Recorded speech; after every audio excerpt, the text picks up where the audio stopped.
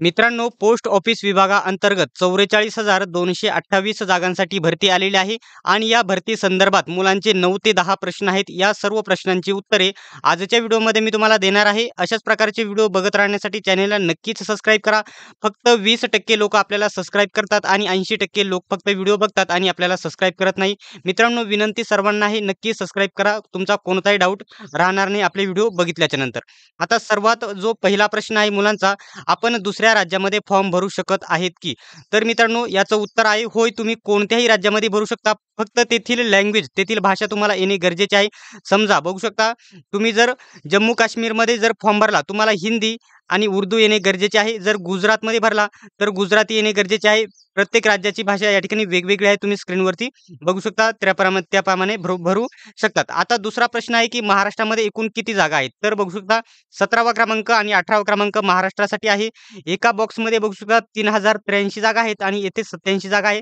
अशा टोटल महाराष्ट्राला एकूण 38,000 जागांपैकी आपल्या महाराष्ट्राला फक्त आणि फक्त 3,170 जागा आहेत. किती? 3,170 आणि प्रत्येक जिल्ह्यावाईज वेगवेगळ्या जागा डिव्हायडेशन केलेल्या आहेत, ज्याची रिक्त जागा आहे तेथे. तर मित्रांनो, पुढे आता मित्रांनो, मी कालच्याच व्हिडिओमध्ये मागील ज्या ठिकाणी 2023 ही भरती प्रत्येक वर्षी येत असते आणि 2023 मध्ये या वेगवेगळ्या लिस्ट लागल्या होत्या. आता या ठिकाणी याच्यामध्ये परीक्षा होणार नाही, फक्त 10वीच्या टक्केवारीवरती तुमचं सिलेक्शन होणार आहे. आता मुलांचा जो एक नेहमीचा जो प्रश्न येत आहे की याच्यामध्ये जी ही भरती आहे याच्यामध्ये पेपर होणार नाही आणि ज्या मुलांना जास्त टक्के नाहीत त्यांच्यावरती 100% हा अन्याय होत आहे. परंतु या भरतीच्या या ठिकाणी आता सध्या आपण काही करू शकत नाही. जे टक्केवारीवरतीच याचं सिलेक्शन होत आहे. मागील 4 ते 5 वर्षापासून प्रत्येक वर्षी ही भरती येत आहे. ज्यांना 10वीला जास्त टक्के आहेत त्यांचेच सिलेक्शन होते आणि विशेषतः लॉकडाऊन मधले जे मुलं आहेत त्यांच्या या ठिकाणी पेपर या ठिकाणी वेगळ्या पद्धतीने झाले, म्हणजे जास्त या ठिकाणी स्ट्रिक्ट झाले नाही. शाळेवरतीच झालेले आहे, जेथे या ठिकाणी सेंटरवरती झालेले नाही, त्याच्यामुळे त्यांना जास्त टक्के आहे आणि त्यांचेच सिलेक्शन होत आहे. आता प्रश्न आहे की खूप मुलांचा या ठिकाणी बघू शकता URच्या ओपनच्या जागा दिलेल्या आहेत. या ठिकाणी बघू शकता ओपनच्या जागा दिलेल्या आहेत, ओबीसीच्या, एससीच्या, एसटीच्या, ईडब्ल्यूएसच्या आणि बघू शकता जे मुलं या ठिकाणी एनटीबी, एनटीसी आणि नवीन या ठिकाणी मराठा आरक्षण एसईबीसी आहेत त्यांना सर्व या ठिकाणी ओबीसी मधून अर्ज करावे लागणार आहेत. हे फक्त ही सेंट्रल लेवलची भरती आहे आणि ते आरक्षण फक्त महाराष्ट्रापुरतं मर्यादित असतं. त्यासाठी सर्वांनी या ठिकाणी ओबीसी मधून अर्ज करायचा आहे. जे एनटीबी, एनटीसी आहेत आणि एसईबीसी आहेत त्यांनी सर्वांनी या ठिकाणी ओबीसी मधूनच अर्ज करायचा आहे. आता या ठिकाणी आपल्या महाराष्ट्राच्या जागा मी तुम्हाला सांगितल्या, या ठिकाणी बघू शकता. प्रत्येक या ठिकाणी URच्या ओपनच्या जागा महाराष्ट्रापर्यंत इथं URला किती जागा आहेत आपल्या महाराष्ट्राला, ठीक आहे, बघू शकता. इथे वर ठीक आहे, इथं बघू शकता इथं किती जागा आहेत. त्याच्यानंतर ओबीसीच्या किती आहेत, एससीच्या आहेत, एसटीच्या आहेत, ईडब्ल्यूएसच्या, पीडब्ल्यूए, पीडब्ल्यूबी, पीडब्ल्यूसी, पीडब्ल्यूडी अशा प्रकारे जागा या ठिकाणी या सर्व बघू शकता. या महाराष्ट्राच्या जागा, या सर्व महाराष्ट्राच्या ही पीडीएफ तुम्हाला आधीच मी आपल्या YBD अकॅडमी टेलिग्राम ग्रुपवरती देऊन ठेवलेली आहे. तर मित्रांनो, आता मुलांचा प्रश्न आहे. तर मला नेहमी मुले विचारत आहेत की मला एवढे टक्के आहेत. समजा आता सर्व कॅटेगरींचे मी लिहित आहे. बघू शकता या ठिकाणी पहिल्यांदा लिहित आहे, ठीक आहे, एससी कॅटेगरी, त्याच्यानंतर एसटी कॅटेगरी, त्याच्यानंतर आहे ओबीसी कॅटेगरी, त्याच्यानंतर आहे ईडब्ल्यूएस कॅटेगरी आणि ओपन. आता मी जे टक्केवारी, आता समजा खूप मुले विचारत आहे की मला 50% आहे, मला 60% आहे, याच्यावरती फॉर्म भरावे की नाही? तर बघू शकता, मी माझं एकच सर्वांना स्पष्ट सांगणं आहे, सर्व स्पष्ट सांगणं आहे, कोणतीही कॅटेगरी असो, कोणतीही कॅटेगरी असो, ज्यांना या ठिकाणी यावर्षी थोडा आधीपेक्षा कट ऑफ कमी लागण्याची शक्यता आहे, ज्यांना 85+ टक्के आहे त्यांनी सर्वांनीच फॉर्म भरा.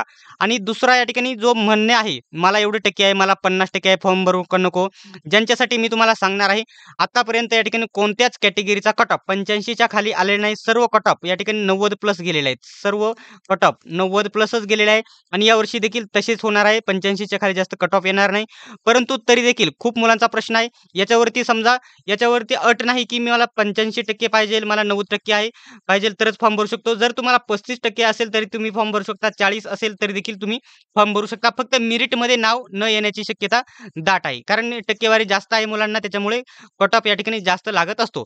आता या ठिकाणी एससीच्या मुलांनी माझ्या अंदाजित बघू शकता, माझ्या अंदाजी मी स्पष्ट सांगणार आहे. तुम्ही कितीही कमी टक्के असेल तरी तुम्ही एस-टीच्या मुलांनी फॉर्म भरायचा आहे. कितीही कमी टक्के असो तरी तुम्हाला फॉर्म भरायचा आहे कारण फॉर्म फी नाही. एस-टीच्या मुलांना देखील कितीही कमी टक्के असले तरी देखील त्यांना फॉर्म भरायचा आहे कारण तुम्हाला या ठिकाणी फॉर्म फी नाही. ओबीसीला फक्त ₹100 ची. हे ₹100 मी फक्त म्हणत आहे. फक्त म्हणण्याचं हे देखील आपल्यासाठी जास्त असतात काही मुलांसाठी परंतु फॉर्म भरूनच द्यायचा आहे. कारण या ठिकाणी बघू शकता ओबीसी, ईडब्ल्यूएस आणि ओपनला ₹100 ची फी आहे आणि टी-सी-एस आणि आय-बी-पी-एसनी किती तर हजार, 900 घेतलेले आहेत. त्याच्यामुळे ₹100 साठी तुम्ही मागे-पुढे बघू नका, फॉर्म भरूनच द्या. आणि पुढच्या व्हिडिओमध्ये आपण बघणार आहोत, की कोणत्या कॅटेगरीचा कट ऑफ किती लागू शकतो. आता महाराष्ट्रात मग एस-सी कॅटेगरीच्या किती सर्वांनीच फॉर्म भरा. परंतु ज्यांना सिलेक्शन पाहिजे त्यांनी किती तर येथे मी सांगेल, की या ठिकाणी बघू शकता 80% असणे गरजेचे आहे. येथे सांगेल या ठिकाणी 82% असणे गरजेचे आहे. येथे सांगेल, की या ठिकाणी 90% गरजेचे आहेत. येथे देखील 91%, येथे देखील 92%. अशा प्रकारे जास्त तुम्ही मार्क असणे गरजेचे आहे. कितीही कमी टक्के असेल तर तुम्ही फॉर्म भरू शकता. फक्त सिलेक्शनचे टक्के एस-सी 80%, एस-टी 82%, ओबीसी 90%, ईडब्ल्यूएस 91% आणि ओपन 92% अशा प्रकारे. आणि महिलांचा कट ऑफ याच्यापेक्षा थोडा या ठिकाणी जास्त लागतो. पुरुषांपेक्षा महिलांचा कट ऑफ जास्त लागतो कारण महिलांना पुरुषांपेक्षा जास्त मार्क्स आहेत लॉकडाऊनमध्ये. हे लक्षात घ्यायचं आहे. तर मित्रांनो याच्या व्यतिरिक्त तुमचा कोणताही डाऊट असेल तर कमेंट बॉक्समध्ये सांगा. माझं स्पष्ट म्हणणं आहे, की ज्यांना 85+ टक्के आहेत त्यांनीच फॉर्म भरा. त्यांनीच फॉर्म भरा. त्याच्यासाठी मी स्क्रीनवरती तुम्हाला स्पष्ट सांगितलेलं आहे. कोणी फॉर्म भरावा, कोणी नाही. तर मित्रांनो 85+ टक्के आहेत त्यांनीच फॉर्म भरा आणि फॉर्म भरण्यासाठी कोणतीही या ठिकाणी अट नाही, की मला 85% पाहिजेलच. तुम्हाला 40% असले तरी देखील फॉर्म भरू शकता. 50% असले तरी देखील फॉर्म भरू शकता आणि एकदम 35% असले तरी देखील तुम्ही फॉर्म भरू शकत आहात. याच्यावरती तुमचा कोणताही डाऊट असेल तर तुम्ही कमेंट बॉक्समध्ये मला नक्की विचारा. आता कट ऑफ बद्दल आपण कट ऑफ बद्दल चर्चा देखील केलेली यावर्षी असा प्रकारचा कट ऑफ लागू शकतो. याच्यावरती डाऊट असेल तर कमेंट बॉक्समध्ये नक्की विचारा.